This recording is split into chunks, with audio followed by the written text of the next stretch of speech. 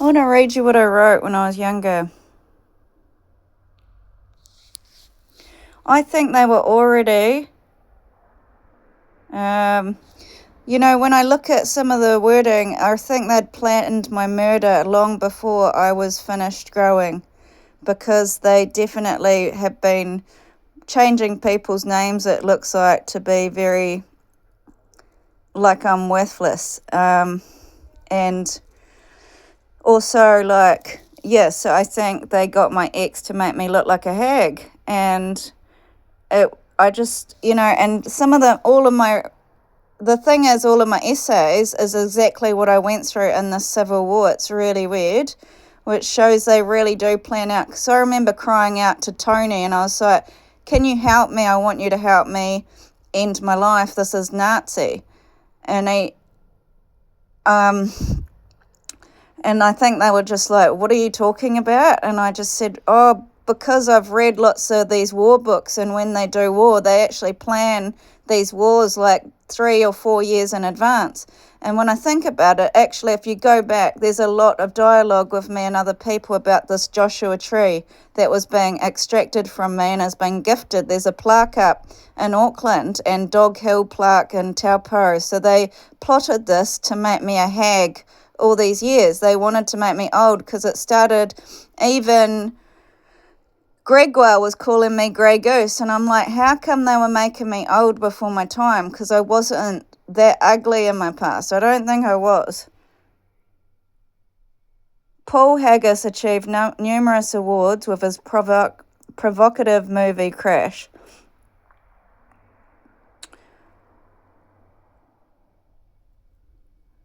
This film takes the viewer on a powerful journey of understanding ethnic stereotypes, human connections, social class, identity, and a postmodern setting.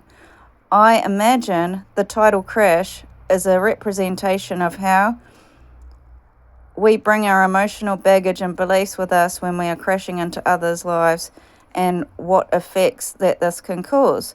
One of the main topics of the film is racial discrimination. This is what I'm going through, which is happening within the city of Los Angeles, or let's say Auckland, over a 48-hour period. The diverse ethnic characters have confronting racially prejudiced roles, which are so forcefully directed so that you can feel the hit in the guts from the shock of it. You notice I've had a hit in the guts. This person that's plotted my death has sort of really plotted things out through reading me and scamming me, and really, it's really a Bible type persecution and murder, because a lot of the things that I've gone through are very biblical. And even look here, Paul Haggis, like Haggis. And I think it's got something to do with Scotland, because even, what's his name? Adrian always used to eat haggis, and he was going on how he loves Scotland. So maybe this has always been going on. They always plotted my death and waited for the right time to just kill me off. The pain and you probably don't know what I'm talking about, but I've just gone back in my memories, and when I go back in my memories, it feels like actually I got sold off at a young age, and I've been probably kidnapped from another country, and that they just have put me into this sex trafficking industry, and basically they decided to plot out my death because they used me for what they could.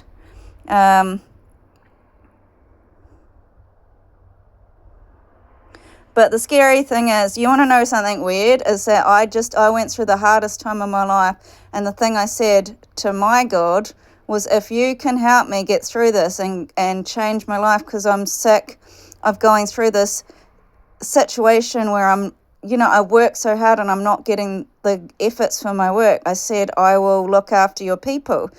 So I will take them into having a better life. So that's why I went into counselling. And all that's happened is my life's been ruined and made out that I'm stupid. And everything that I've tried to achieve, it's just been stolen off me. The pain of the individual experiences through racial prejudice is transferred to the viewer with strength because of the accompanying haunting yet beautiful, well-placed music. Some of the experiences include the white district attorney faking photos to get the black vote. So maybe this happened to me because he seems to be some sort of weird killer. Will Arab hate crimes destroy a Persian family business? I've got an Arab hate crime. They hate my face. It's going on. I've been persecuted. An Afro-American director is told how a black man should act by the predominantly white workforce.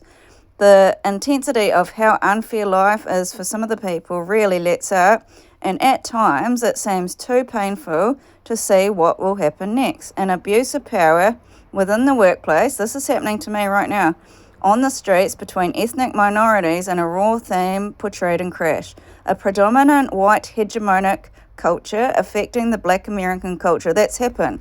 They're creating a tea party with all this culture and I'm not invited. I'm too fucking ugly. Jack car robbers banter about whilst waiting to find their next car to cheat.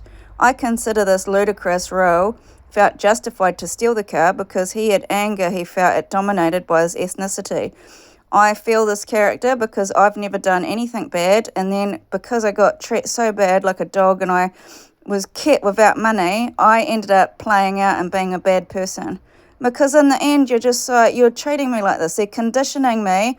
They're reverting me back to being trash, and it's not fair. So I worked to have elevation and to have walk into the promised land, and these women had been gatekeepers and trapping me as a dog. The most shocking scene of this edition is where the white cop, abusing his privileges, thinks that he, because he has power, is allowed to help himself to her knickers. Probably happened to me. Israeli and police are being told to be raping me. I think it's Japan though. This is a question I cannot reconcile the answer to. Another character that Sandra Bullock plays undoubtedly abuses the fact that she can speak down to servants. She is an authority over a Mexican maid, so I must be the taco Mexican maid, a sexual slave. However, near the end of the film, she is hit with a life-changing lessons. Many power scenes show what is happening in society, but leaves the viewer empty as issues are not really challenged, showing that many are defenseless to change situations that are presented to me. Yes, this is the ignorance right now, is during this structural oppression, I'm totally defenseless, I'm helpless. I'm also being poisoned with chemicals daily. It makes me sick. Like, it's environmental racism. And they said sand is putting asbestos in the house, so there must be some authority that's watching them. Identity in the piece is an interesting subject film. Haggis is quite clever at giving individuals sufficient stories to have the character traits revealed enough to give the viewer empathy with the characters showing. The stereotypes are obvious at the start. However, throughout the film, you see the characteristics of the people are challenged throughout situations. Most well-to-do identities fall from grace. This has happened to me. I've fallen from grace again and again because they're constantly pushing me off cliffs. They went all around Christchurch and told them all I'm a liar at all the banks recently when I was just trying to just get my life back on track. One instance was an upstanding rookie cop's set of ideas of a hitchhiker who is gravely mistaken as he shoots an innocent man. Matt Dillon's character comes to a scene where he is given an opportunity to redeem himself by saving a lady he molested. Don't know if that's happened. The quiet, humble director feels the pressures of racism and controls externally and has a scene where he is able to stand up for himself and be strong. I like the representation of identity it shows. So the thing is, my mum probably is, in fact, part of some human trafficking ring because she sort of sabotages me. Whatever I've worked for, she sabotages me and overthrows my authority by making me either look mental or either incompetent, or she cuts me out so I don't know the whole truth. And if you are not giving somebody the whole truth, they cannot make a full... It's kind of like a form of abuse because you cannot make a full decision. So they are denying me the right to have my own rights to stand up or my own voice. She's really persecuting me over the way I look. And it's like, but they all were poisoning me. Somebody actually said somebody paid Narita to poison me in the fridge. How am I going to prove it? You know, and that Honey was actually a serial killer bear.